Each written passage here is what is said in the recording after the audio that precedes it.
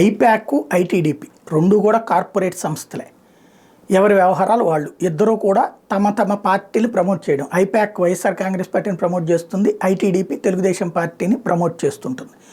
ఇక్కడ సమస్యల్లో ఏంటంటే ఒకళ్ళనొకళ్ళు టార్గెట్ చేసుకునే స్థితికి వస్తే కార్పొరేట్ సంస్థలు రాజకీయాలను టార్గెట్ చేసుకోవచ్చు, కానీ రాజకీయపరమైనటువంటి టార్గెట్లు చేసుకోవచ్చు, కానీ ఒక సంస్థ ఇంకొక సంస్థ మీద టార్గెట్ చేసుకుంటే వాళ్ళిద్దరి భవిష్యత్తుకి మంచిదో కాదో తేల్చుకోవాల్సిన సందర్భం వచ్చింది.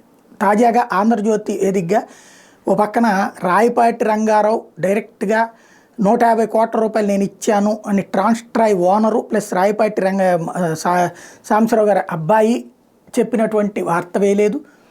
అలాగే అదే సందర్భంలో కేశినేని నాని, స్వామిదాస్ లాంటి వార్తలనే పట్టించుకున్నటువంటి ఆంధ్రజ్యోతి ఒక 3 కాలంల అతిపెద్ద వార్త బ్యాక్ సైడ్ రాసుకొచ్చింది. ఏంటంటే ఎవరో ఒక ఐప్యాక్ సంబంధించిన వ్యక్తి వైఎస్ఆర్ కాంగ్రెస్ పార్టీకి సంబంధించిన ఒక వ్యక్తిని అడిగితే అబ్బాయి ఇక్కడ అసలు పరిపాలనే బాగాలేదు, పరమ దరిద్రంగా ఉంది అంటూ చెప్పాడంటూ మాటకి మాట వార్డింగ్ రాసుకొచ్చింది. అక్కడ క్లియర్గా ఐప్యాక్ ప్రతినిధి సోన్సో, అట్లాగే వైఎస్ఆర్ కాంగ్రెస్ పార్టీకి సంబంధించిన సోన్సో కార్యకర్త అని రాసుకొచ్చింది. అతను ఆల్రెడీ అసమ్మతి వర్గంలోకి చేరున్నాడు.